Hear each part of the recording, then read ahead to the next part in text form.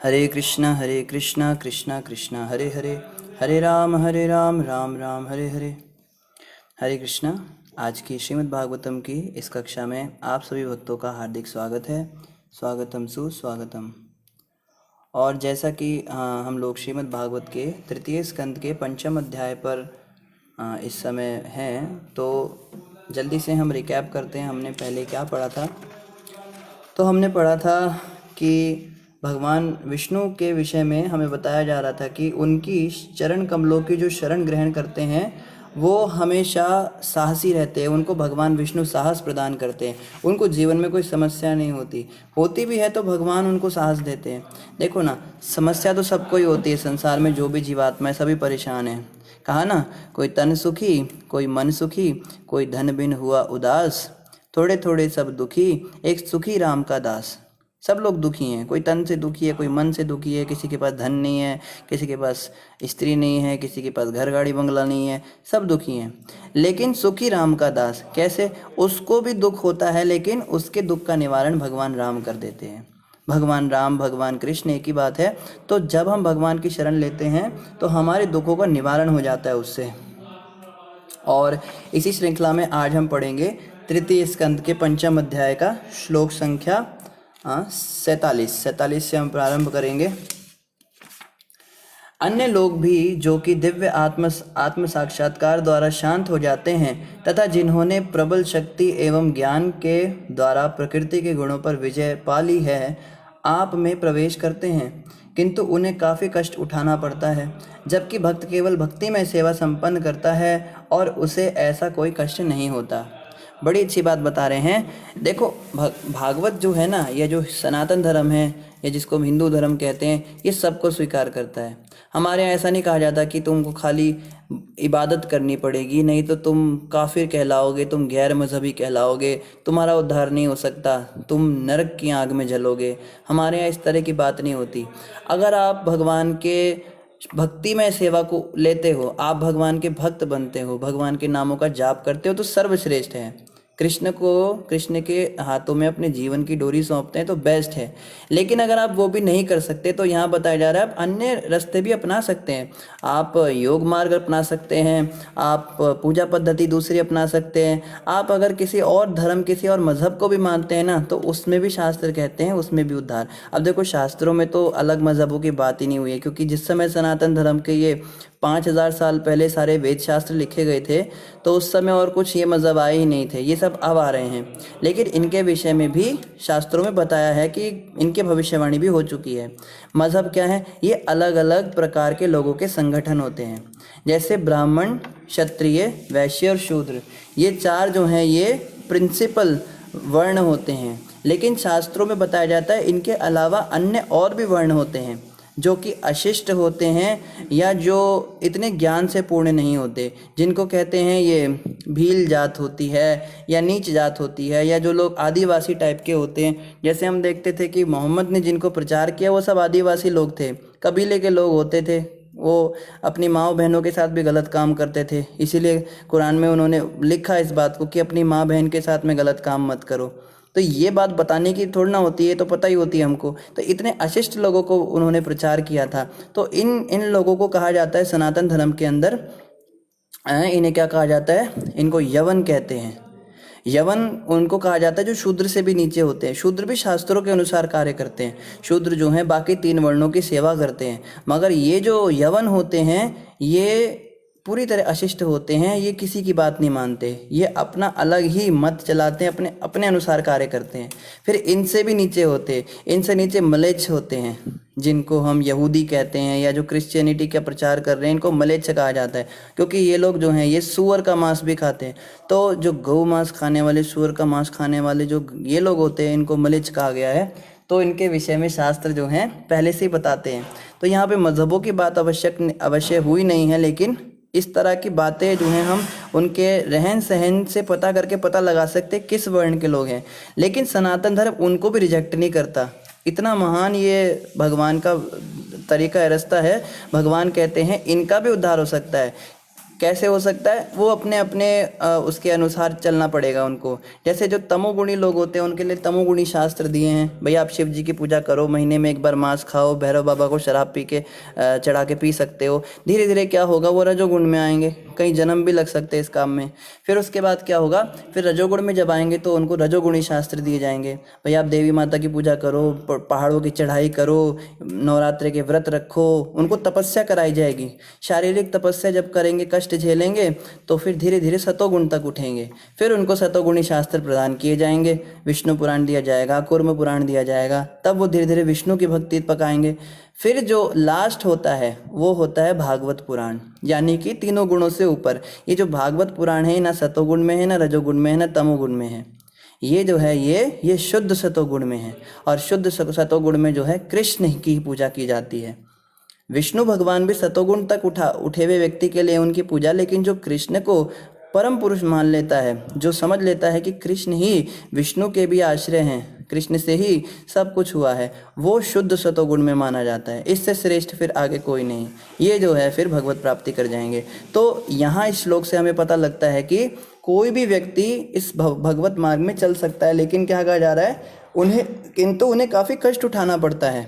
जो रजोगुणी तमोगुणी रास्ते से चलना चाहता है ना, देखो शिव जी की पूजा करना मना नहीं है, देवी माता की पूजा करना मना नहीं, सरस्वती की माता की पूजा करना भी मना नहीं, गणपति भगवान की पूजा करना भी मना नहीं, मना कुछ नहीं करते हम, लेकिन कष्ट उठाना पड़ेगा, मेहनत लगेगी, समय लग जाएगा, क्योंकि धीरे धीरे आपको उठना पड़ेगा ना, तमोगुण से रजोगुण, रजोगुण से सतोगुण। अब अगर कोई व्यक्ति सीधे ही सतोगुण स्वीकार कर सकता है, उसके अंदर इतनी कैपेसिटी है, तो पहले वो तमोगुण में क्यों जाए। जैसे कई बार हम देखते हैं कि बच्चा जो होता है एक्स्ट्रा ऑर्डिनरी होता है, कोई बच्चा होता है, सब नहीं होते हैं।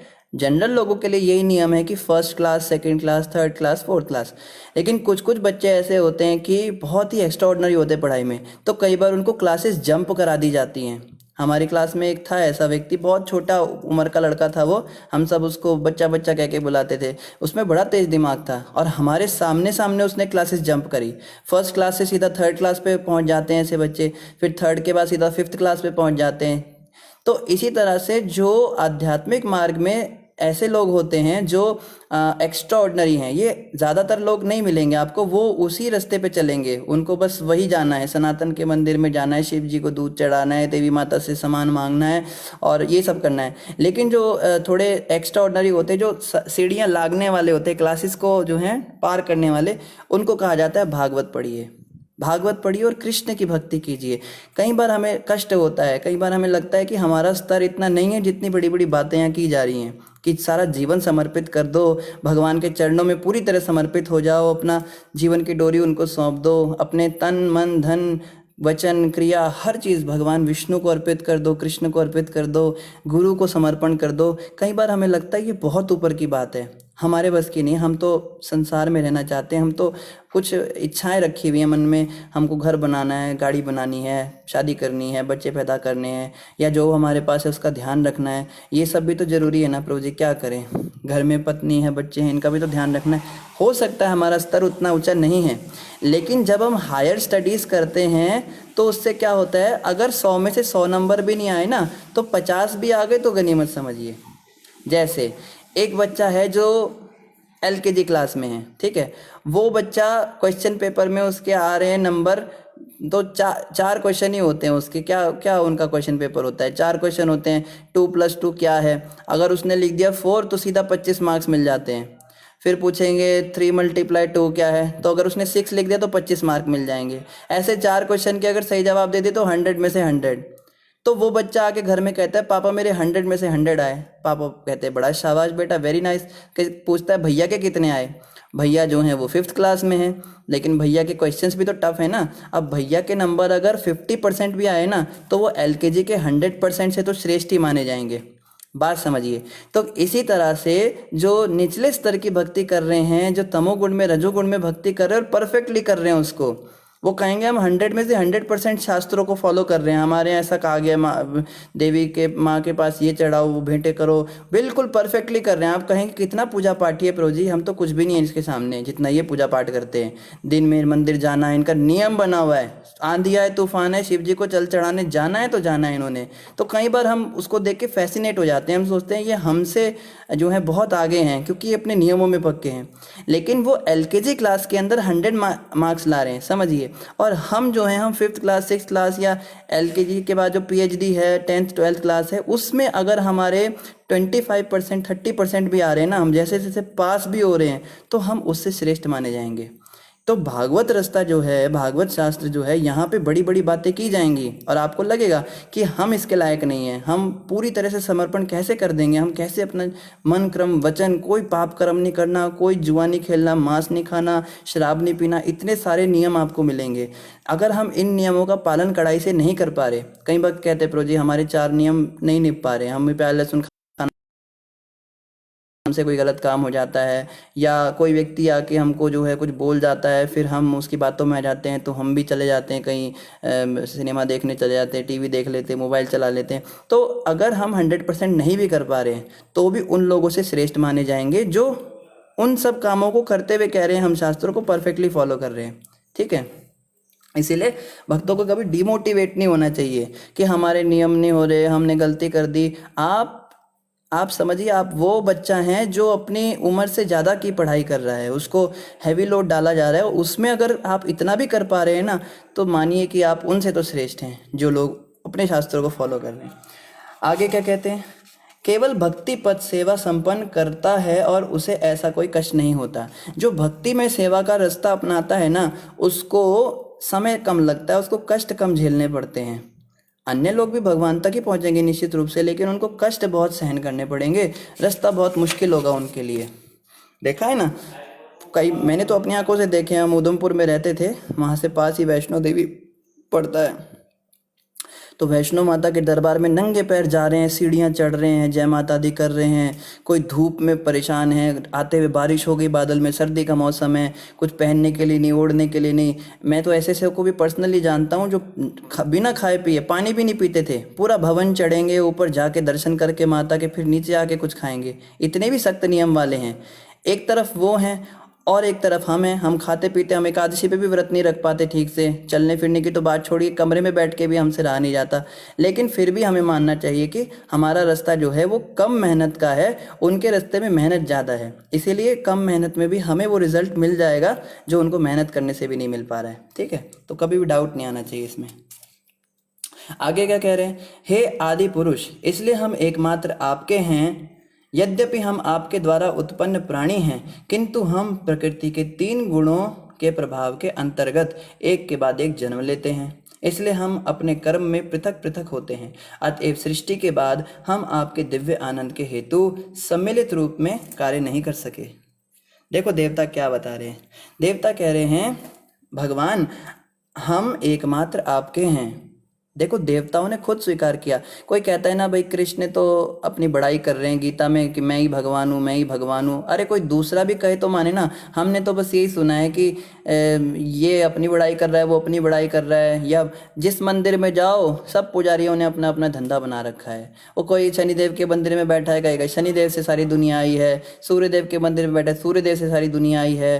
कोई लक्ष्मी जी के मंदिर में लक्ष्मी जी से दुनिया आई है, शिव जी के मंदिर में होगा तो शिव जी से दुनिया आई। कहाँ जाएं प्रभु जी, क्या करें? अब तो किसी पे विश्वास ही नहीं होता। अब तो लगता है सबने अपने अपने धंधे चला रखे हैं। इसलिए हमने क्या तरीका निकाला, बस भैया अपने घर में बैठो, जिसमें तुम्हारा मन लगता है उसमें मन लगाओ और अपना काम चलाओ। ये लोग अपना बना लेते हैं, लेकिन ये रास्ता ठीक नहीं। रास्ता क्या ठीक है? आपको देखना पड़ेगा कि जिसकी आप भक्ति कर रहे हो उसने क्या कहा है। अभी जैसे हम कृष्ण की भक्ति करते हैं तो कृष्ण ने क्लियरली कह दिया भाई मैं भगवान हूँ, ठीक है।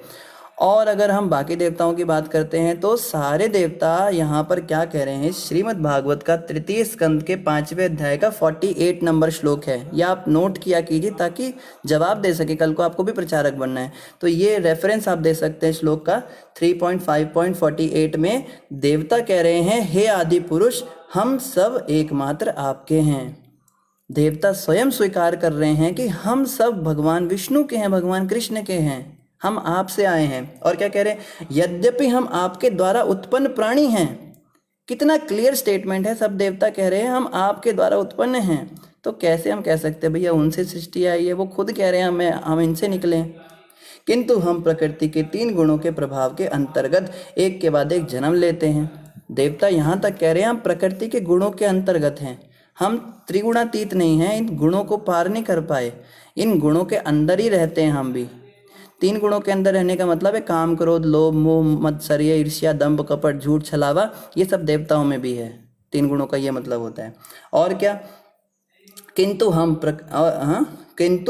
हम प्रकृति के 3 गुणों के प्रभाव के अंतर्गत एक के बाद एक जन्म लेते हैं, इसलिए हम आप अपने कर्म में पृथक पृथक होते हैं, इसलिए हमारे कार्यकलाप अलग अलग रहते हैं। कोई कुछ करता है देवता, कोई कुछ करता है। कई बार देवताओं का भी झगड़ा हो जाता है आपस में, ऐसी भी कथाएं हम सुनते हैं। एक बार क्या हुआ था, आगे कथा आएगी, वैसे बड़ी सुंदर कथा है। ये सोम की जो पत्नी थी, सोम कहते हैं चंद्रदेव को, तो चंद्रदेव की पत्नी पर इन्होंने नज़र डाल दी थी। एक दूसरे ग्रह थे, आप में से किसी को नाम याद हो तो आप बता सकते हैं। नहीं, माफ़ कीजिए, बृहस्पति की पत्नी थी। बृहस्पति जो ग्रह है, बृहस्पति को गुरु बताया देवताओं का, तो बृहस्पति गुरु हैं देवताओं के। उनकी पत्नी जो थी वो गुरु माता लगी ना, तो सोम जो थे चंद्रदेव, उनकी नज़र उन पे चली गई और उनकी पत्नी को अपना बनाने के लिए बृहस्पति को इन्होंने कहीं भेज दिया। असुरों ने वहाँ अटैक किया है, सोम ने बड़े चालाकी से बोला आप वहाँ चले जाओ, बृहस्पति वहाँ चले गए, पीछे से इन्होंने उनकी पत्नी का हरण कर लिया। देवताओं में भी आपस में काम क्रोध चलता है। अभी देखो ना, वो बेचारी भोली वाली माता थी, वो जो थी उसकी पत्नी बृहस्पति जी की, वो सोचती है कि चलो सोम आया है, तो सोम ने भी बड़े अच्छे से बात करी। शुरू में तो उसने बताया नहीं कि उसकी क्या बात है। तो स्त्रियों के विषय में बताया शास्त्रों में, स्त्रियां जो है ना ये बड़ी भोली होती हैं, इसलिए इनको कभी भी इंडिपेंडेंटली नहीं रहना चाहिए। इनको हमेशा कहा जाता है ना, बचपन में स्त्री को अपने पिता के संरक्षण में रहना चाहिए, जवानी में पति के संरक्षण में, और बुढ़ापे में अपने पुत्र के संरक्षण में रहना चाहिए।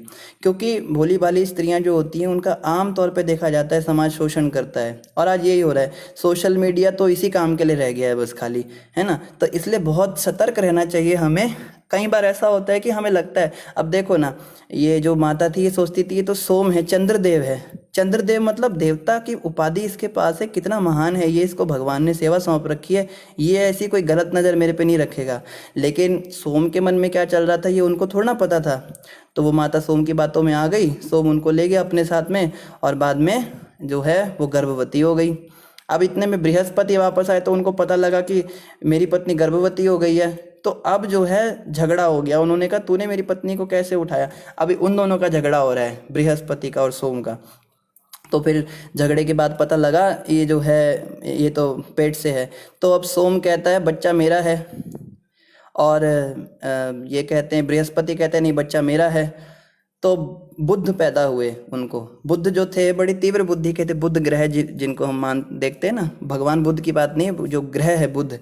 तो उनको बोला कि भैया अभी ये बच्चा किसका है। ये दोनों क्लेम करने लगे मेरा बेटा है, मेरा बेटा है। तो फिर जो है ब्रह्मा जी प्रकट हो गए वहाँ पे।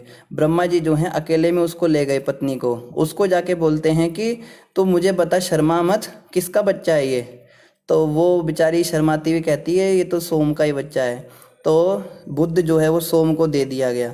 तो इस प्रकार से हम देखते हैं कि देवताओं में भी झगड़े चलते हैं आपस में, ये भी काम क्रोध लोभ के वशीभूत रहते हैं। लेकिन भगवान कृष्ण जो हैं ये त्रिगुणातीत हैं, ये इन तीनों से ऊपर हैं। तो कभी भी ये नहीं सोचना चाहिए कि सारे देवता एक ही बात है। कृष्ण कहो, चाहे शिव कहो, चाहे ब्रह्मा कहो, चाहे ये कहो इंद्रदेव कहो, चंद्रदेव कहो, सब एक समान है। हम तो मानते हैं सब एक है, एक भगवान है, उनके सब अनेक रूप हैं। ऐसा नहीं होना चाहिए। हमारे घर में मंदिर जो होता है एक छोटे से आला होता है, उसमें वो अलमारी जैसी होती है, उसमें हम सारे के सारे जितने रख सकते सब एक साथ रख देते हैं। वो साईं बाबा भी उसमें ही होते हैं, गुरु जी भी उसमें ही होते हैं, राम रहीम बाबा भी होते हैं, आशाराम भी होते हैं, उसमें सब एक साथ रख देते हैं। ऐसा नहीं होना चाहिए।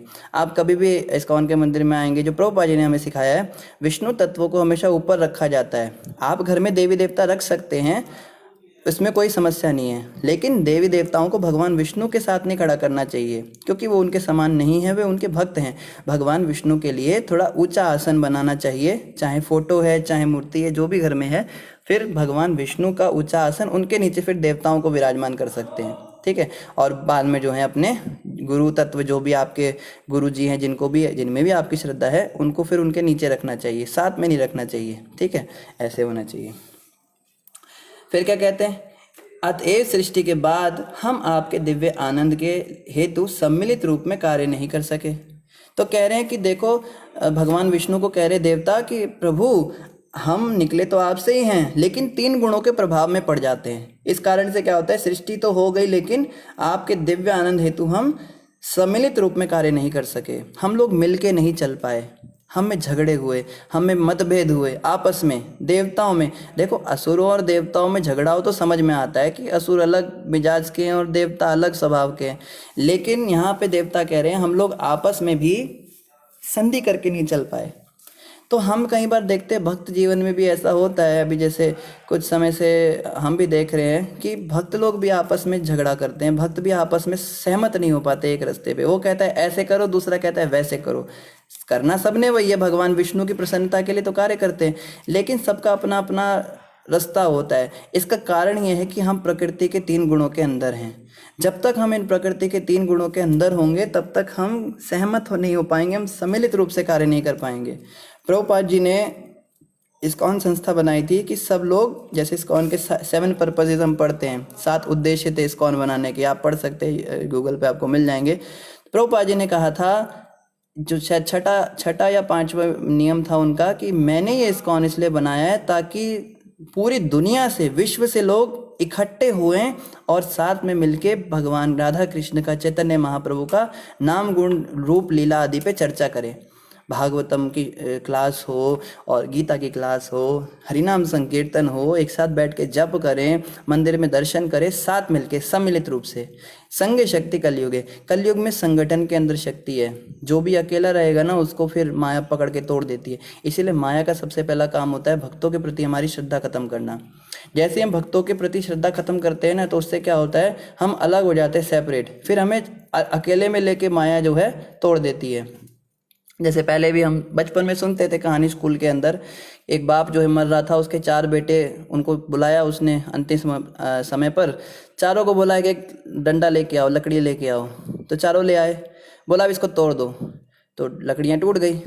अब उसने कहा अब 4 लकड़ियाँ और लाओ और उनको साथ में जोड़ दो। तो जब साथ में जोड़ा तो वो नहीं टूटी।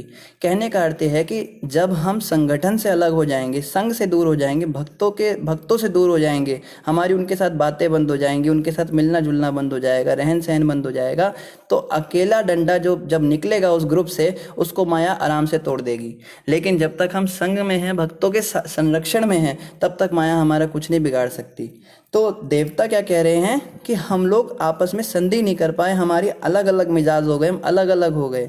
सेपरेट होने की वजह से क्या हुआ, हे अजन्मा, आप हमें वे मार्ग तथा साधन बताएं जिनके द्वारा हम आपको समस्त भोग्य अन्न तथा वस्तुएं अर्पित कर सकें, जिससे हम तथा इस जगत के अन्य समस्त जीव बिना किसी उत्पात के अपना पालन पोषण कर सकें तथा आपके लिए और अपने लिए आवश्यक वस्तुओं का संग्रह कर सकें। तो इस श्लोक से हमें पता लगता है कि देवता जो हैं वो निष्काम भक्त नहीं हैं, वो सकाम भक्त हैं। भक्त होना बहुत अच्छी बात है, अल्टीमेटली तो यही कह रहे हैं ना। देखो देवता क्या कह रहे हैं कि समस्त जीव बिना किसी उत्पाद के अपना पालन पोषण कर सकें तथा आपके लिए और अपने लिए आवश्यक वस्तुओं का संग्रह कर सकें। तो पूरी तरह नास्तिक तो नहीं है, ये तो नहीं कह रहे कि हैं सुख संपत्ति घर आवे कष्ट मिटे तन का, बस खाली मेरे को संपत्ति मिले, जय लक्ष्मी माता खान पान का वैभव सब तुमसे आता। तो ये नहीं कह रहे कि बस खाली हमें दे दो, हम खुश रहें, हमारे घर में सुख संपत्ति आ जाए। क्या कह रहे हैं, अपना भी पोषण कर सकें और आपकी सेवा भी कर सकें, आपके लिए भी आवश्यक सामग्री जुटा सकें, आपका भी पूजा पाठ चलता रहे।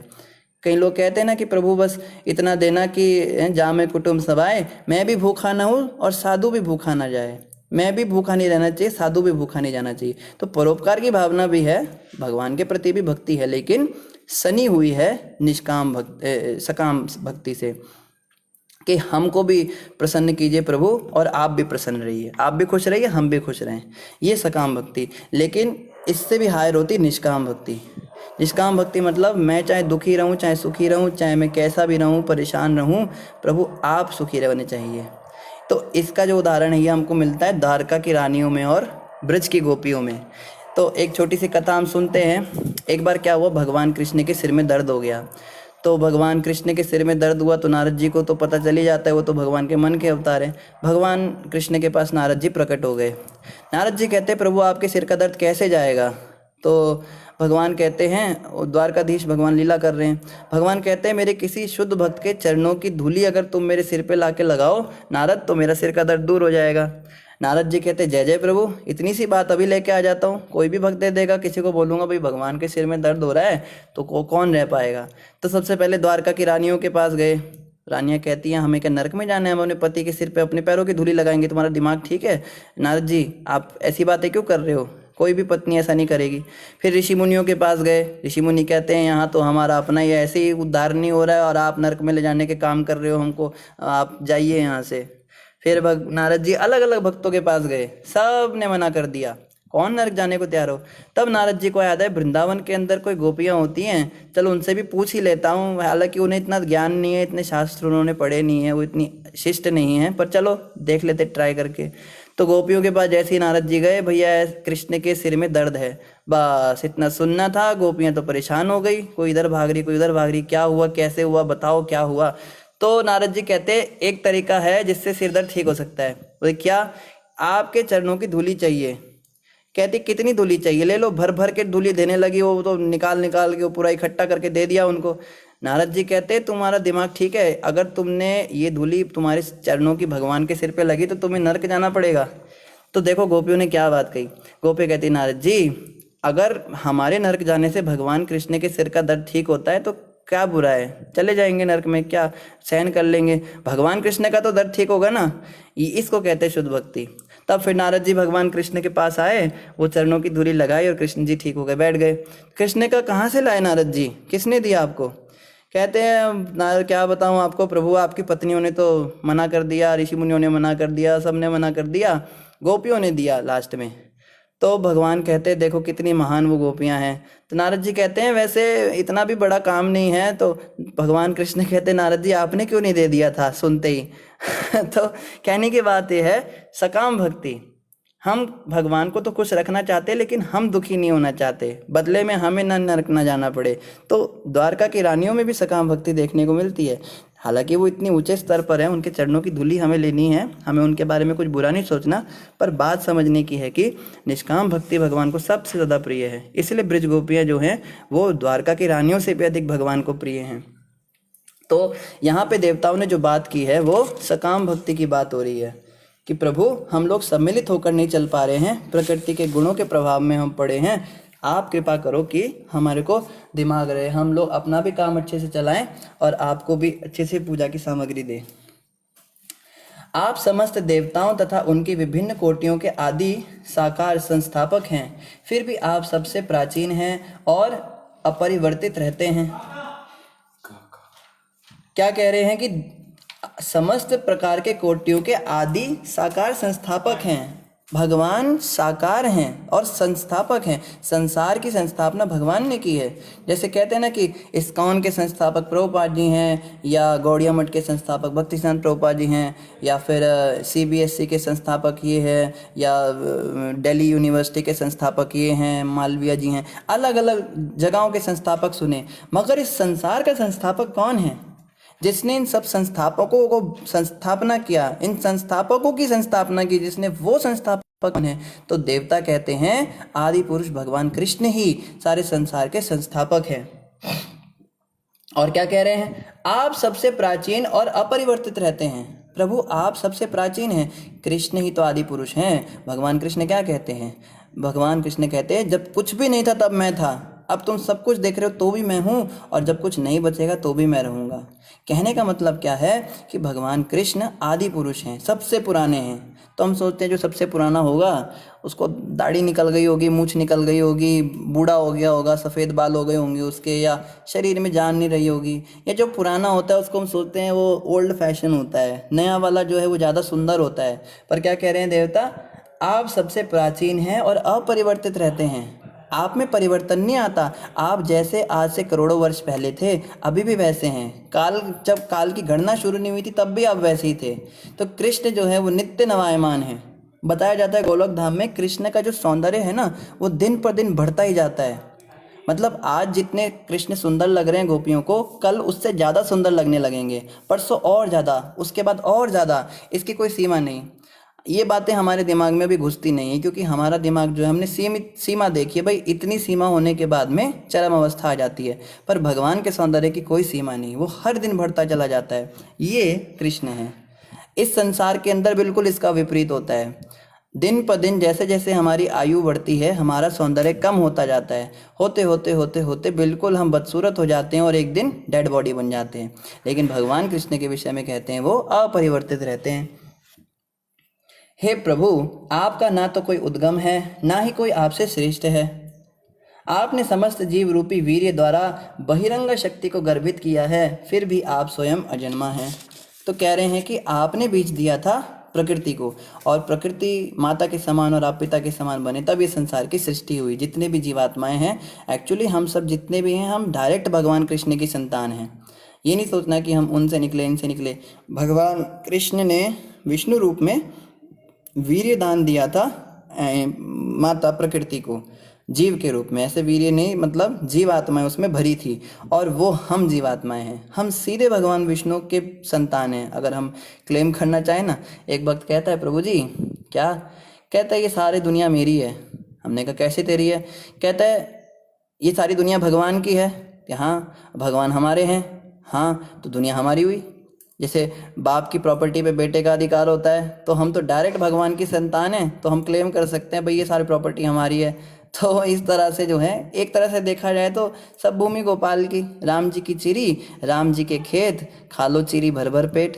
हैं, राम जी की ही चिड़िया है, खेत भी राम जी के हैं, तो चिड़िया चुग लेती है। इसलिए संत महंत क्या करते हैं, कहीं भी चले जाते हैं, कहीं भी जाके डेरा लगा लेते हैं। कहते हैं सारी दुनिया भगवान की है, तो सारा जमीन हमारी है। कहा ना, गुरु महाराज एक भजन गाते हैं, मन लागा मेरा यार फकीरी में, जो सुख पाऊँ राम भजन में, सो सुख नाही अमीरी में। ऐसे कुछ लाइन थी उसमें कि चारों दिशाएं जागीरी में। फकीर का क्या होता है, चारों दिशाएं उसकी जागीर जागीर है। वो कहीं भी जाके अपना डेरा लगा के बैठ जाए, कोई कहेगा थोड़ा ना साधु महात्मा है, चलो आ गया, इसको खिलाओ पिलाओ। कहीं भी मौज होती है संतों की, कोई टेंशन नहीं। कहीं जाके लगा लेंगे अपना जमगट्ठा, बैठ जाएंगे। लोग भी आके खाने पीने का भी हो जाएगा सिस्टम, रहने का तो हो ही जाएगा, कोई मेंटेनेंस की भी ज़रूरत नहीं ज़्यादा। अगर लगे कि भाई यहाँ के लोग जो ऐसे हो गए हैं, रोज़ रोज़ खिलाना पड़ता है साधु को, उठा लो अपना बोरिया बिस्तर, कहीं और चले जाओ। ये फ़कीर की ज़िंदगी है। ये अमीर लोग कभी इसको सोच भी नहीं सकते, इसमें क्या आनंद है। तो खैर, हमारे जो षड गोस्वामी थे वो ऐसे ही थे। 6 गोस्वामी वृंदावन के। एक रात एक पेड़ के नीचे सोते थे ना, तो अगली रात उस पेड़ के नीचे भी नहीं सोते थे, कि इससे भी मोह ना हो जाए। आश्रम और कुटिया बनाने की तो बात ही दूर रही, एक पेड़ के नीचे भी डेली नहीं सोना। कि कई लोग क्या करते हैं ना, एक पेड़ के नीचे जैसे सो रहे हैं, तो उसमें सिस्टम बना लेते हैं सोने का, कुछ बिछा लेते हैं, कुछ कर लेते हैं, भाई बार बार चेंज करना पड़ता है। ये गोस्वामी इतने महान थे, ये हर रोज़ अलग पेड़ के नीचे सोते थे। ये वैराग्य है, इसी को जो है हमें समझना है, यही श्रेष्ठ है। हालांकि इसका हम आज पालन नहीं कर पा रहे हैं, मगर इसको हमें अपने जीवन का उद्देश्य बनाना है। भाई एक दिन ऐसा बनना है। जो गृहस्थ जीवन का पालन कर रहे हैं, उन्हें अपने जीवन का उद्देश्य बनाना है कि मैंने एक दिन संन्यास लेना है, मैंने एक दिन संसार को त्यागना है। देखो, संसार तो वैसे भी त्यागना ही पड़ेगा। या तो यमदूत ज़बरदस्ती छुड़वाएंगे, या हम अपनी इच्छा से पहले ही छोड़ लेंगे। अपनी इच्छा से छोड़ लेंगे तो भगवान मिल जाएंगे, यमदूत छुड़वाएंगे तो फिर नर्क में जाना पड़ेगा। तो अंत समय पे हमें कोशिश करनी है कि वैराग्य तक लाना है। और अगर किसी के अंदर स्वाभाविक रूप से वैराग्य उत्पन्न है, उसको लगता है भैया मैं इतना, मेरे अंदर दिमाग है, मैं इतना हाईली एलिवेटेड हूँ कि ठीक है, मुझे संसार में लिप्त नहीं होना, मुझे पहले ही समझ में आ चुका है संसार मेरा घर नहीं, तो उसको ब्रह्मचारी रहना चाहिए। ब्रह्मचारी रहना चाहिए, और ब्रह्मचर्य का पालन करते करते सीधे संन्यास तक वो जा सकता है। उसको बीच में गृहस्थ और वानप्रस्थ आश्रम वो स्किप कर सकता है। ये 50 साल का जो समय ना, 25 साल गृहस्थ और 25 साल वानप्रस्थ, इसको अगर आप समझो तो इसकी आवश्यकता नहीं है। ये उन लोगों के लिए जो बहुत आसक्त है संसार से, जो इसके बिना रह नहीं सकते, जिनको काम धंधा करने में बहुत मन है, जिनको भौतिक इच्छाएं हैं बहुत सारी, प्रबल स्त्री आकर्षण है, प्रबल आकर्षण है, अपने परिवार का पालन करना है, घर बनाना है, उसमें आराम से रहना है। तो 25 साल गृहस्थ बन के बहुत कुछ कमाता है, बहुत कुछ, बहुत सारा धन अर्जित करता है, बड़ा कुछ बनाएगा। और उसके बाद जो 25 साल हैं वानप्रस्थ आश्रम के, उसमें उन सारी जो कमाई हुई चीज़ें, उनके प्रति जो आसक्ति हुई, उसको त्यागेगा। 25 साल लग जाते हैं सारी आसक्ति त्यागने में। घर परिवार की जो सुख सुविधाओं की आदत पड़ जाती है आदमी को, पूरे 25 साल लगते हैं उससे पूरी तरह बाहर निकलने में। तो एक्चुअली में देखा जाए तो वानप्रस्थ आश्रम इज अ काउंटर ऑफ ये गृहस्थ आश्रम, कि पहले गृहस्थ आश्रम में तो आसक्ति बनाओ, फिर वानप्रस्थ आश्रम में जाके आसक्ति छुड़ाओ। तो ये दोनों आश्रम एक्चुअली में एक दूसरे के काउंटर हैं। अगर कोई आदमी इनको स्किप करना चाहता है तो सीधा ब्रह्मचर्य से संन्यास पे जा सकता है। पहले बनाए आसक्ति फिर हटाए, इसमें क्यों समय बर्बाद करना। ये उनके लिए जिनको समझ में आ चुका है कि जीवन का उद्देश्य क्या। जैसे हमारे गुरु महाराज हैं, तो शिला नवयोगेंद्र स्वामी महाराज, उन्होंने गृहस्थ आश्रम नहीं लिया, उन्होंने वानप्रस्थ आश्रम नहीं लिया, ब्रह्मचारी से सीधे सन्यासी बन गए। और आज हम देख रहे हैं कितने हजारों लाखों करोड़ों जीवात्माओं का वो कल्याण कर रहे हैं हमारे गुरु महाराज। तो इस तरह से हम देखते हैं भक्ति सिद्धांत प्रभुपाद जी थे, प्रभुपाद जी के गुरु महाराज, उन्होंने भी ये दोनों आश्रम स्किप किए थे, वो भी नैष्टिक ब्रह्मचारी थे। या और भी ऊपर के जो हमारे षट गोस्वामियों में हुए हैं, तो इस प्रकार से जैसे जीव गोस्वामी थे, गोपाल भट्ट गोस्वामी थे, ये भी पूरे ब्रह्मचारी थे। तो अगर कोई व्यक्ति ब्रह्मचर्य को लेना चाहता है, कोई सोचता है मैं ब्रह्मचारी रहूँगा, तो इसमें कोई हर्ज नहीं है। वो ये ना सोचे कि मुझे पाप लगेगा, मेरे घर में मेरे माँ बाप हैं, उनका कौन ध्यान रखेगा, शास्त्रों में ऐसा लिखा है वैसा लिखा है। ये सारी बातें जो हैं ये उनके लिए हैं जो उनको अपना मानते हैं। जिन्होंने माता पिता को, संसार को, शरीर को अपना माना हुआ है, उनको ये सब लगता है। लेकिन जिसने ये सब कुछ भगवान विष्णु का मान रखा है, तो कृष्ण भगवान गीता में कहते हैं ऐसे जो अनन्य मेरे भक्त होते हैं उनके परिवार का ध्यान मैं रखता हूँ। उसका काम है बस मेरी भक्ति करना, वो बस मेरी भक्ति करे और सब कुछ मैं आगे पीछे मैं संभाल लेता हूँ। उसके परिवार का भरण पोषण मैं करता हूँ, उसकी आवश्यकताएं भी मैं पूरी करता हूँ, और जो सामान उसके पास है उसकी रक्षा भी मैं करता हूँ। कृष्ण भगवान ने गीता में ये वचन दिया है। तो बिल्कुल इसमें जो है पीछे नहीं रहना चाहिए व्यक्ति को, उसको बिल्कुल सामने आ जाना चाहिए। और अगर उसको लगता है कि वो इस तरह से रहना चाहता है तो निश्चित रूप से वो रह सकता है, चाहे स्त्री हो चाहे पुरुष हो। ये भी बड़ा चल रहा है आजकल की स्त्री को शादी करनी ही चाहिए, शास्त्र ऐसा कहता है। तो देखो शास्त्रों में निश्चित रूप से लिखा है कि स्त्री को अधीन रहना चाहिए किसी पुरुष के, मगर ये नहीं लिखा है कि शादी करके ही रहना चाहिए।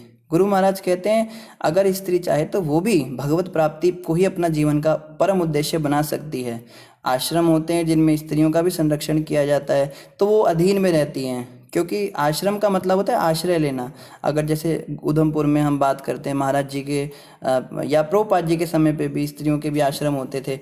तो अगर कोई स्त्री भी स्त्री चोले में, स्त्री शरीर में, वो भी चाहती है मैं ब्रह्मचर्य का पालन करूं, बस भगवत प्राप्ति को अपने जीवन का लक्ष्य बनाऊं, तो वो ब्रह्मचारिणी आश्रम में भी आके रह सकती हैं। वो इस तरह से जीवन का निर्वाह कर सकती हैं, वहाँ उनको सब सुविधाएं मिलती हैं। तो जो है ये ऑप्शन है हमारे पास।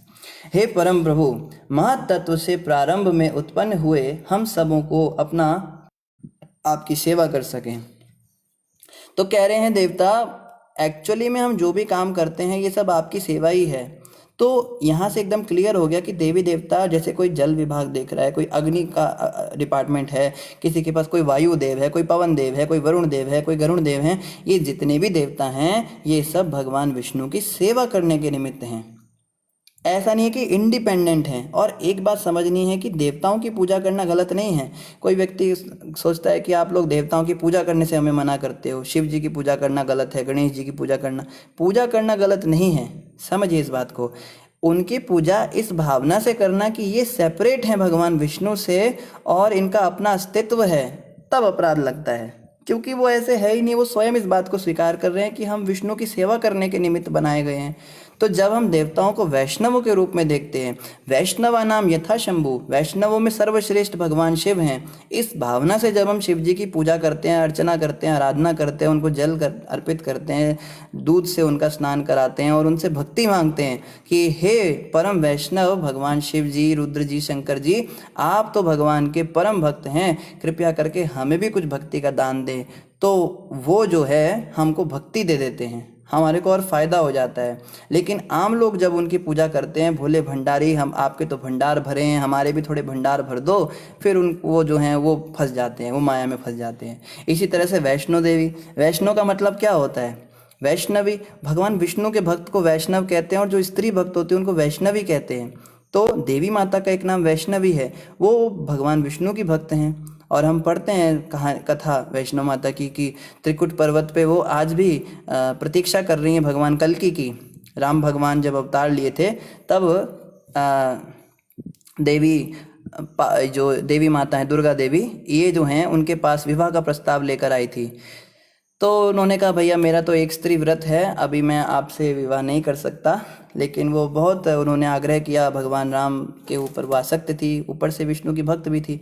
तो उन्होंने कहा ठीक है देवी, मैं आपके सामने भेष बदल कर आऊँगा, अगर आप मुझे पहचान गई तो मैं आपको स्वीकार कर लूँगा, नहीं तो आपको वेट करना पड़ेगा। तो माता कहती है ठीक है, मैं आपका वेट करूँगी। तो एक बार भगवान राम उनके पास भेष बदल कर आए। मैया थोड़ा मैया तो नहीं, मतलब ऐसी कहा, हे देवी थोड़ा पानी पिला दो मुझको। तो वो पानी पिलाने लगी उनको। तो भगवान राम ने कहा आपने मुझे पहचाना नहीं। तब माता कहती है अरे आप तो रामचंद्र जी हैं। कहते अब तो जो है आपको वेट करना पड़ेगा। सृष्टि के अंत में, सृष्टि के तो नहीं, कलयुग के अंत में, जब कलयुग का अंत होगा उस समय पे मैं धूमकेतु को फाड़ कर निकलूंगा और श्वेत घोड़े पर भागता हुआ आऊँगा और पूरी दुनिया को, जितने भी नास्तिक हैं उन सब का वध करूँगा। उस समय मैं त्रिकुट पर्वत पर आपके पास आके आपसे विवाह करूँगा। तो तब तक जो है आप वहाँ पर निवास कीजिए, आप मेरी प्रतीक्षा कीजिए। तो तब से जो है वैष्णो माता उस पर्वत के ऊपर निवास करती है। ये कथा मैं नहीं सुना रहा हूँ, ये वहाँ के पुजारी भी आपको सुनाएंगे। आप ये मत सोचिए कि प्रभु जी आप तो अपनी अलग ही कथाएं सुना रहे हैं, मुझे भी उन्हीं लोगों ने सुनाई है। तो माता जो हैं इस प्रकार से वेट कर रही हैं। कहने का मतलब ये है, ये भी भगवान विष्णु की आराध्य मतलब उन्हीं को आराध्य मानकर बैठी हैं, उन्हीं के भक्त हैं। तो जब हम देवी देवताओं की पूजा इस भावना से करते हैं कि ये विष्णु के भक्त हैं, ये तो वैष्णव हैं, ये तो वैष्णवी हैं, तब जो है तब कोई समस्या नहीं, इस रूप में हम उनकी पूजा कर सकते हैं। लेकिन जब हम उन्हें सेपरेट समझते हैं कि इनका अपना अलग अस्तित्व है, ये हमारे ईश्वर है, ये हमें ये देंगे, ये हमें सिद्धि देंगे, ये हमें रिद्धि देंगे, ये हमें मुक्ति देंगे, तो गलती हो जाती है। हमें बस केवल भक्ति चाहिए भगवान विष्णु की, वो हमें देवताओं से मिलती है तो बहुत अच्छा, नहीं मिलती है तो भी दूसरे रास्ते हैं हमारे पास, वैष्णवों के पास, हम गुरुजनों के पास जाते हैं, नहीं तो देवताओं से भी मांग सकते हैं, इसमें कोई समस्या नहीं।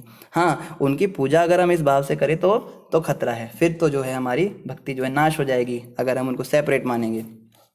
इसलिए क्या कह रहे देवता, कृपया हमें अपना पूर्ण ज्ञान तथा शक्ति प्रदान करें, जिससे हम सृष्टि के विभिन्न विभागों में आपकी सेवा कर सकें। और इसी के साथ हमारा ये पंचम अध्याय भी जो है ये समाप्त हुआ। अभी हम छठा अध्याय पढ़ेंगे। छठे अध्याय का नाम है विश्व रूप की सृष्टि। ऋषिरुवाच, मैत्रेय ऋषि ने कहा।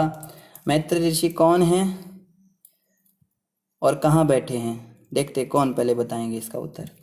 तो मैत्रेय ऋषि क्या कह रहे हैं, इस तरह भगवान ने महत तत्व जैसी अपनी शक्तियों के संयोग न होने के कारण विश्व के प्रगतिशील सृजनात्मक कार्यकलापों के निलंबन के विषय में सुना। तो बता रहे मैत्रेय ऋषि की इस तरह से भगवान ने अपने महत तत्व जैसे शक्तियों के संयोग न होने के कारण विश्व के प्रगतिशील सृजनात्मक कार्यकलाप के निलंबन के विषय में सुना। तो बताया कि भैया अभी देखो बना तो दिया था देवताओं को, लेकिन उनमें आपस में मतभेद हो गए, वो अलग अलग रास्ते पे चले गए, इस कारण से जो सृष्टि एकदम ऑर्डर में नहीं आ पाई। तब भगवान विष्णु से उन सब ने प्रार्थना की, भगवान हम सब बनाए तो गए थे आपकी सेवा के लिए, लेकिन सृष्टि का हम ठीक से पालन नहीं कर पा रहे हैं, गलतियां हो रही हैं हमसे। अभी इस समय अगर हम देखें तो इस समय सब ठीक है, समय पे दिन होता है, समय पे रात होती है, समय पे गर्मी आती है, समय पे सर्दी आती है, सब कुछ परफेक्ट चल रहा है। अग्निदेव अपने कार्य कर रहे हैं और इंद्रदेव अपने कार्य कर रहे हैं। बीच बीच में इनसे भी गलतियां हो जाती हैं कभी कभी, तो जैसे कहीं बाढ़ आ जाती है, सुनामी आ जाती है, कई बार अपने कर्म भी होते हैं, कई बार देवताओं से भी गलती हो जाती है। लेकिन यहाँ पे तो कहा जा रहा है सृष्टि के आरंभ में तो गलतियाँ ही हो रही थी। तब भगवान विष्णु से उन्होंने कहा आप हमें ज्ञान दीजिए जिससे कि हम इन गलतियों को छोड़ सकें और क्या करें कि आपकी सेवा अच्छे से कर सकें। तो आगे देखो अभी क्या कहा जा रहा है। रोहन प्रभु जी क्या कह रहे हैं, हरे कृष्णा प्रभु जी धन्यवाद प्रणाम, हम लाइव व्हाट्सएप नंबर में भेज दीजिएगा। अच्छा, व्हाट्सएप से हमें याद आया किया जा रहा है कि अभी हम एक छोटा सा व्हाट्सएप का ग्रुप बनाएंगे जिसमें हम केवल उन्हीं भक्तों को रखेंगे जो भागवत क्लास में होते हैं, आप सभी भक्त जो श्रवण करते हैं, और वहाँ पे हम केवल यही सब डिस्कस करेंगे कि भागवत के श्लोक में हमने क्या सीखा, क्या हमने शिक्षा ली, उस पर थोड़ा हम वाद विवाद जैसे डिबेट टाइप का कर सकते हैं कि जैसे हम बाहर प्रचार करने जाते हैं तो वो इस बात को इस तरह से काटते हैं, तो इस पॉइंट का हम क्या आंसर दें, ये प्रचार में हमें मदद करेगा। देखिए हमारी हार्दिक इच्छा है गुरु महाराज की कृपा से कि आप सब प्रचारक बने, आप जहाँ जहाँ रहते हैं वहाँ पर प्रचार शुरू करें। तो प्रचार करने के लिए कैसे शुरुआत करनी है, क्या तर्क देने हैं, सामने वाले व्यक्ति को क्या बताना है, कितना बताना है, कोई इस तरह का प्रश्न करे तो उसको क्या क्या समझाना है, कोई उस तरह की बात करे या उसको भक्ति में कैसे लगाना है, और स्वयं भी हमें कैसा आचरण रखना है प्रचारक बनने के लिए, हमारे अंदर क्या योग्यताएं होनी चाहिए कि हमें कितने नियमों का पालन करना है, कैसे नाम जप आदि करना है, वो सब जो है हम उसमें प्रशिक्षण देना चाहते हैं गुरु कृपा से। तो आप सभी भक्तों से प्रार्थना है कि जो जो उस ग्रुप में जुड़ने में इंटरेस्टेड हैं तो इस लाइव उसमें ही कमेंट जो है क्लास के बाद हम कमेंट में एक ग्रुप का लिंक डालेंगे, उस लिंक को आप क्लिक करिएगा तो आप उसमें जुड़ जाएंगे। बाकी अगर आप चाहें तो आप पर्सनली भी हमें मैसेज कर सकते हैं फेसबुक पे, अगर कोई उस ग्रुप से जुड़ना चाहता है अपना नंबर सेंड कर सकता है हमको, या अगर कोई उस ग्रुप से नहीं जुड़ना चाहता किसी कारण से तो आप पर्सनली भी हमारे साथ जो है फेसबुक मैसेंजर के द्वारा जुड़े रह सकते हैं। प्रचार शुरू कीजिए, कोई समस्या आती है हमें बताइए कहाँ समस्या आ रही है, क्या हो रहा है, खुद भी प्रगति करनी है। देखो यही है ना, महाप्रभु चैतन्य की आज्ञा है। चैतन्य महाप्रभु क्या कहते हैं, आमार आज्ञा गुरु होइया तारो यही देश, जारे देखा तारे कहो कृष्ण उपदेश। मेरी आज्ञा है तुम जहाँ जहाँ पे रहते हो वहाँ पर गुरु बन जाओ और कृष्ण का उपदेश दो, सबको कृष्ण के बारे में बताओ। ये जितने जो उल्टे सीधे पंथ आजकल चल रहे हैं, उल्टे सीधे मजहब चल रहे हैं ना, इनका एक कारण ये भी है कि सही चीज़ का प्रचार नहीं है। जब मार्केट के अंदर सही दवाई का प्रचार नहीं होता तो नकली दवाई खोल का बिजनेस चल जाता है, फिर लोग जो है मरते हैं और सड़ते हैं। लेकिन इसमें लोगों की गलती नहीं, हम ये नहीं कह सकते कि वो व्यक्ति उस रास्ते पे क्यों चला गया, वो व्यक्ति उस मजहब में क्यों चला गया, उसने अपना धर्मांतर क्यों करा लिया। ये सारी गलती हमारी है, हम प्रचार नहीं कर रहे हैं। हमारे पास जो ज्ञान है जो हमको मिल रहा है भागवत से, वो हम अपने तक सीमित किए रखे हैं, हमें इसको आगे भी बढ़ाना है। इसीलिए हमारी आप सब से हाथ जोड़ के विनती है, आप सब प्रचारक बनो। और चैतन्य महाप्रभु ने आगे ये एक और भी बात कही, क्या कहते हैं, भारत भूमि ते होइलो जन्म जार, जन्म सार्थक करी करो परोपकार। कि जिसका भी जन्म भारत भूमि पर हुआ है उसकी परम ड्यूटी है कि पहले तो अपना जीवन सार्थक करे। भारत भूमि भोग भूमि नहीं है, भारत भूमि तपोभूमि है। हमारे इस भारत भूमि पे बड़े बड़े महान महान ऋषि महर्षि, ये संत महंत पधारे हैं, बड़े बड़े महान ऋषि। हम पंजाब में रहते, पंजाब की धरती पर तो इतने महान महान गुरु पधारे हैं, दसों पाशाह पधारे हैं, या फिर जैसे हम देखते मीराबाई पधारी हैं, या तुकाराम जी, नामदेव जी, इतने बड़े बड़े संत। तो ये जो भारत भूमि बड़ी महान है, अगर इस पे हमें जन्म मिला है, हम ये कलप के सोचते हैं, हम पागल रहते हैं, हम तो परेशान हैं, भारत में जन्म हो गया, भारत तो ऐसा देश है, पिछड़ा देश है, हम तो अंडर डेवलप्ड कंट्री हैं, अनडेवलप्ड हैं, अमेरिका में ये फैसिलिटी है, चाइना में ये फैसिलिटी है, वहाँ पे लोग ऐसे रहते वैसे रहते हैं, हम तो वहाँ चले जाएंगे, हम तो जॉब करेंगे वहाँ जाकर। तो उल्टा कहाँ तो हमें उन लोगों को जो भटके हुए माया में, उनको आध्यात्मिक ज्ञान दे के उन्हें अपनी ओर आकर्षित करना था, कहाँ हम अपनी धरोहर को छोड़ के, अपनी संस्कृति को छोड़ के कुत्ते बिल्ली का जीवन जीने के लिए वहाँ जाने के लिए ललायत रहते हैं। कितना दिमाग खराब हो चुका है हमारा। कोई कहता है कनाडा जाना है, कोई कहता है रशिया जाना है, कोई कहता है मैंने वहाँ पे जाना है, पुर्तगाल में जाना है, कोई अबू धाबी जाना है, अरब कंट्रीज़ में जाके मैं खूब पैसा कमाऊँगा। मतलब कितनी मूर्खता की बात है। कहाँ तो चैतन्य महाप्रभु कह रहे हैं कि भारत में तुम्हारा जन्म हुआ है, अपनी इस धरोहर को विदेशों में भी पहुँचाओ। कहाँ हम उनके ही कल्चर को अपनाने के लिए पागल रहते हैं, हमें विदेश में जाना है। या कोई चला जाता है तो बड़ी बड़ी बात, देखो विदेश में चला गया, अरे क्या कर रहा है वहाँ जाके, चारों नियम तोड़ रहा है, धड़ल्ले से बेशर्मी का ज़िंदगी जी रहा है, कुत्ते बिल्लियों की तरह लगा पड़ा है ऐश मौज की ज़िंदगी में।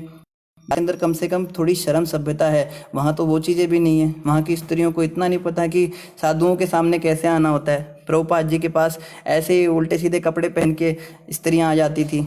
एक बार क्या हुआ, वहाँ पे हिप्पी कल्चर चल रहा था। प्रभुपाद जी जब नए नए प्रचार करने गए थे तो हिप्पी जो होते थे ना, वो धर्म का बहिष्कार करते थे। वो किसी धर्म को नहीं मानते थे, किसी नियम को नहीं मानना, ना नहाना, ना धोना, खाने पीने का कोई नहीं, बिल्कुल जानवर, कुत्ते बिल्लियों की तरह सड़क पे पड़े रहना और अपने काम करना।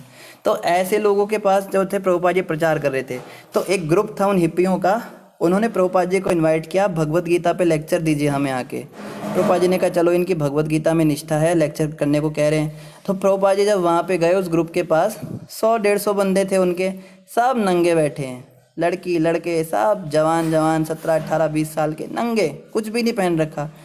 प्रभुपाद ने सोचा ये लोग पहली आत्मा के स्तर पे पहुंच चुके हैं, इन्हें क्या भगवत गीता का प्रवचन दूंगा, जानवर हैं ये लोग। इनको तो उनको बोला तुम्हें कीर्तन कराता हूँ, गीता क्लास बाद में देंगे। तो प्रभुपाद जी कीर्तन करके आ गए वहाँ पे। तो ये इस तरह की सभ्यता के लोग, इनके जैसा हम बनने की सोचते हैं, तो ये बिल्कुल मूर्खता है।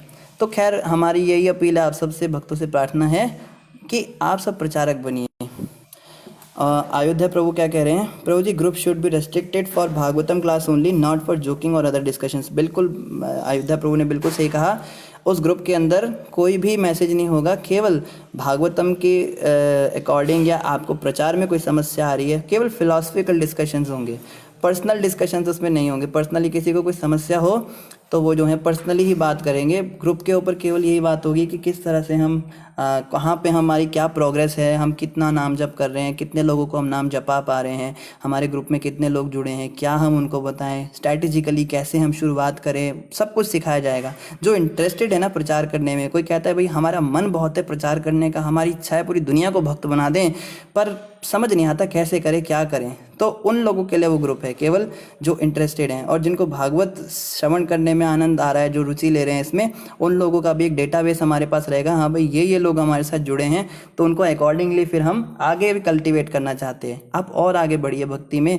आप जो हैं अपने साधना, नियम, भजन ये सब पक्का कीजिए, ताकि खोखला ना रह जाए आदमी। एक होता है ना कि भागवत प्रवचन कितने हो रहे हैं, भागवत प्रवचन सुनने जाते हैं, सुन के घर आ जाते हैं, कोई जीवन में प्रभाव नहीं। हाँ जी 7 दिन की कथा सुन ली, हाँ जी टीवी पे प्रवचन सुन लिया, तो जीवन में अंतर जब तक नहीं आएगा तब तक कोई फ़ायदा नहीं।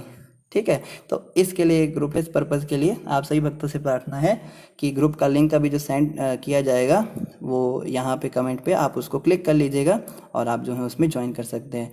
और बहुत रिस्ट्रिक्टेड रहेगा ग्रुप के अंदर बहुत स्ट्रिक्ट नियम रहेंगे। कोई भी अगर भगवान की भी कोई फ़ोटो नहीं डालनी है, कुछ नहीं डालना है, क्योंकि एक भगवान की फ़ोटो डालेगा, दूसरे राधे राधे वाले मैसेज भेजेगा, तीसरा गुड मॉर्निंग भेजेगा, ये सब नहीं, कुछ भी नहीं डालना, केवल और केवल और केवल भागवत की चर्चा।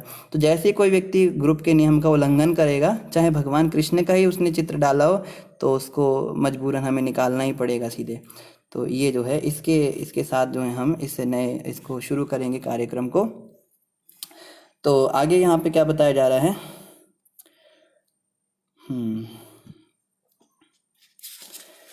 आगे यहाँ पे कह रहे हैं कि प्रगतिशील सृजनात्मक कार्यकलापों में हम जो है लग नहीं पाए, इस तरह से उन्होंने बताया। हाँ, हमने पूछा था कि मैत्रेय ऋषि कौन है, तो इसका उत्तर आया है हमारे पास, कोई उत्तर आया अभी तक मैत्रेय ऋषि के विषय में?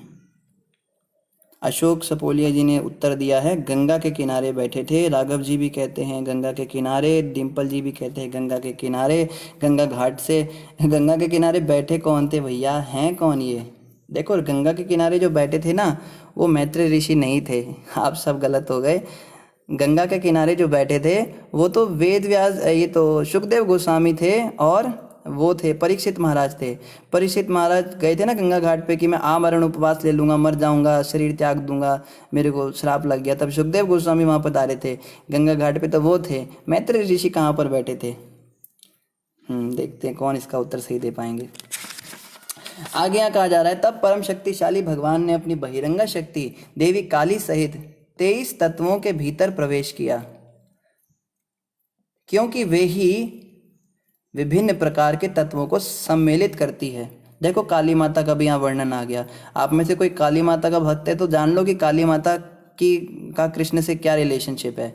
ऐसे तो वो उनको अपना भाई मानती है भगवान विष्णु को, लेकिन यहाँ पे देखो क्या कहा जा रहा है, तब परम शक्तिशाली भगवान ने बहिरंगा शक्ति काली देवी सहित 23 तत्वों के भीतर प्रवेश किया। तो 23 तत्व ऐसे हैं इस संसार के अंदर जिनके अंदर भगवान विष्णु ने काली देवी के साथ प्रवेश किया। यानी कि इन तत्वों के अंदर केवल विष्णु ही नहीं है, काली देवी का भी तत्व है। हम कहते हैं ना कि 5 इंद्रियां हैं, 5 ज्ञानेंद्रियां हैं, 5 कर्मेंद्रियां हैं, 5 इंद्रियों के विषय हैं, नाक, कान, आँख, जीभ, त्वचा, या हाथ पैर, है ना, ये सब होते हैं, या अग्नि, पृथ्वी, जल, वायु, आकाश, ये जो 23 तत्व हैं इनमें काली देवी ने भी प्रवेश किया हुआ है, क्योंकि वे ही विभिन्न प्रकार के तत्वों को सम्मिलित करती हैं। काली देवी जानती हैं कि इनको किस तरह से इनको मिलाना है, मिक्स करना है, और कैसे कैसे अलग अलग तत्व बनाने हैं। कितना परसेंट अग्नि और कितनी परसेंट जल, कितना परसेंट पृथ्वी डालने से लोहा बनेगा, कितने से तांबा बनेगा, कितने से गोल्ड बनेगा। ये जो वैज्ञानिक कहते हैं ना, इसका एटॉमिक नंबर इतना है, कार्बन का नंबर 4 है, हाइड्रोजन का 1 है, हीलियम का 2 है, इसका मास नंबर इतना है, और हम तालियां पीटते हैं, देखो कितना बड़ा साइंटिस्ट है इसने, देखो और एटम्स तक चले गए। अरे उस एटम का एटॉमिक नंबर सेट किसने किया? ये सब काली माता करती है। काली माता कहती है कि इसका इलेक्ट्रॉन इसमें इतना होगा, इतना प्रोटॉन होगा, इतना न्यूट्रॉन होगा, इस तत्व को हीलियम बना देती हूँ। और ये जो है मेसोस्फीयर इस लेयर पर होगी, स्ट्रेटोस्फीयर उसके ऊपर होगा, एटमॉस्फेयर में इतना परसेंट ऑक्सीजन होगा, इतना परसेंट नाइट्रोजन होगा। आप लोग केवल डिस्कवर कर सकते हो, आप खोज सकते हो कि क्या है, लेकिन आप उसको सेट नहीं कर सकते। वैज्ञानिक कुछ भी कर लें, इस सृष्टि के अंदर जो हो रहा है, अभी जो एनवायरनमेंट जिसमें हम रह रहे हैं, उसके अंदर जो नाइट्रोजन की संख्या और जो ऑक्सीजन की संख्या, उसको बदल नहीं सकते, केवल पता कर सकते हैं हाँ भाई इस इलाके में इतनी, उस इलाके में उतनी है। ये सारा जो डिसाइड करती हैं वो काली माता करती हैं। कितना सुनने में हैरानी लग रही है ना। कई लोग सोच रहे होंगे काली माता को तो बस खाली हमने गर्दनें उड़ाते हुए देखा है, लेकिन काली माता का ये काम भी होता है कि कितने एटॉमिक नंबर और कितने मास नंबर और कितने प्रोटॉन किसके अंदर भरने, कौन सा एलिमेंट कहाँ रखना है, किस गैस को कहाँ पे भेजना है, कौन सी लेयर पे कौन सी गैस रहेगी, ओजोन लेयर कैसे प्रोटेक्ट करेगी, ये सब काली माता करती हैं। आगे क्या बता रहे? डिम्पल जी कहते हैं नैमिषारण्य। गलत जवाब डिम्पल जी। नैमिषारण्य के अंदर तो शौनक ऋषि और सूत गोस्वामी थे, 88,000 ऋषि थे, वो बात कर रहे थे। मैत्री ऋषि वहाँ थोड़ा ना थे। राधिका रानी माता कह रही है हम भी भक्ति में बहुत जुड़ना चाहते हैं। बिल्कुल माता जी, आप भी ग्रुप में ऐड हो सकते हैं। कविता माता क्या जवाब दे रही है? विदुर जी, उद्धव जी और मैत्री ऋषि तीनों एक साथ बैठे हैं। पर तीनों एक साथ कहाँ बैठे हैं? ठीक है, इसका जवाब यही है कि वे तीनों जो नहीं, वैसे विदुर जी और मैत्री जी अभी बैठे, उद्धव जी नहीं है। उद्धव जी को भगवान ने भेज दिया था ना। चलो ये भी प्रश्न पूछते हैं, आप बताइए कौन बताएगा कि उद्धव जी को भगवान ने कहाँ भेज दिया था? तो विदुर जी और मैत्री जी जो हैं ये एक साथ बैठे हुए थे, और ये जो है सरस्वती नदी के तट से आए थे मैत्री ऋषि के आश्रम में। इस समय विदुर जी मैत्री ऋषि के आश्रम में बैठे हुए हैं, उनके साथ में सरस्वती नदी के तट से वो आए थे उनसे बात करने के लिए, क्योंकि उनको उद्धव जी ने कहा था कि आप जो है मैत्री ऋषि के पास जाइए, उनको भगवान विष्णु ने आपके लिए कोई संदेश छोड़ा है। भगवान विष्णु ने स्पेशली मैत्री ऋषि को बोला है कि ये बातें आप जो हैं विदुर जी को बताना। तो उद्धव जी ये कह के चले गए थे वहाँ से। बताया तो आप सब भूल जाते हैं। देखो 3 दिन क्लास नहीं हुई तो इतना आप लोग भूल गए, ऐसे ऐसे थोड़ा ना काम चलेगा। कविता माता क्या कह रही? द्वारका में नहीं, द्वारका में नहीं भेजा था। द्वारका में क्यों भेजेंगे? द्वारका में तो सब खत्म करा दिया था कृष्ण ने, सब मर ही गए थे, उनके परिवार के लोग तो सब खत्म ही हो गए थे। कहाँ भेजा था भगवान कृष्ण ने उद्धव जी को? देखते हैं कौन जवाब देगा।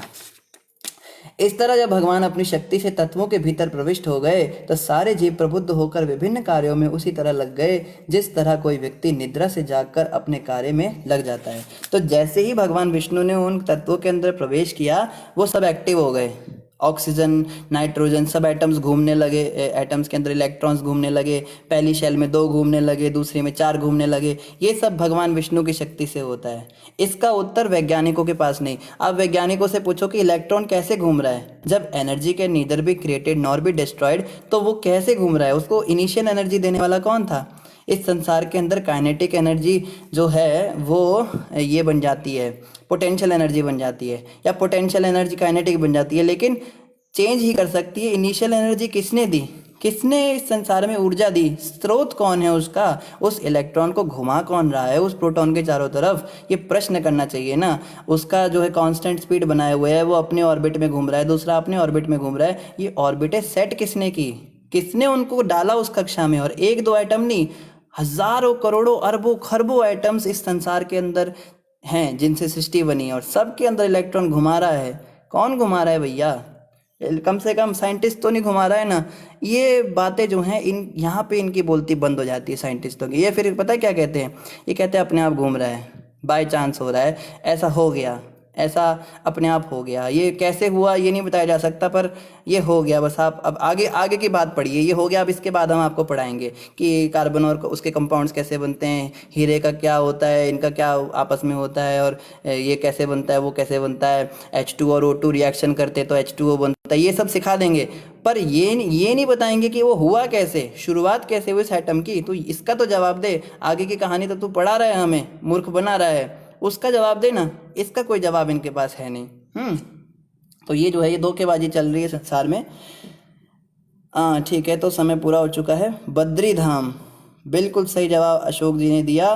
उन्होंने उनको कहा था बद्री का आश्रम जाओ, लेकिन अशोक जी से पहले संजय जी ने जवाब दे दिया। संजय जी आज बाजी मार गए, बद्रीनाथ भेजा था। बिल्कुल सही जवाब आपने दिया। आप दोनों को मिलते हैं 1-1 करोड़ रुपए। हरे कृष्णा। धन्यवाद आप सभी भक्तों का। इसी तरह से जो है हमारी भागवतम क्लास जो है ऐसे चलती रहे बीच में बिना रुकावट के। इसके लिए आपकी प्रार्थनाओं की आवश्यकता है। बीच बीच में हमारा स्वास्थ्य खराब हो जाता है, आप लोग हमारे लिए प्रार्थना नहीं करते। आप लोग प्रार्थना करते रहिए, तो हम जो है कंटिन्यू करेंगे। कल हम आगे चर्चा करेंगे इस पे। आप सभी भक्तों का धन्यवाद। और अभी हम ग्रुप का लिंक इस पे सेंड करेंगे, आप लोग जुड़े रहिएगा। अभी 1-2 मिनट के अंदर ही हम लिंक भेज देते हैं कमेंट पर, तो आप उसमें तुरंत जो है ज्वाइन कर सकते हैं। और किसी को कोई पर्सनल बात पूछनी है, पर्सनल बात करनी है, या वो प्रचार कर रहे हैं, उनको कोई समस्या आ रही है, या अपने जीवन में कोई साधना में समस्या आ रही है, तो पर्सनली भी वो मैसेंजर के द्वारा हमें मैसेज कर सकते हैं। व्हाट्सएप नंबर चाहें तो वो भी ले सकते हैं, वो भी हम कमेंट पे डाल देंगे। आप सभी भक्तों का बहुत बहुत धन्यवाद। हरे कृष्णा। शिला प्रभुपाद की जय। ग्रंथराज श्रीमद् भागवतम महापुराण की जय। गौर भक्त वृंद की जय।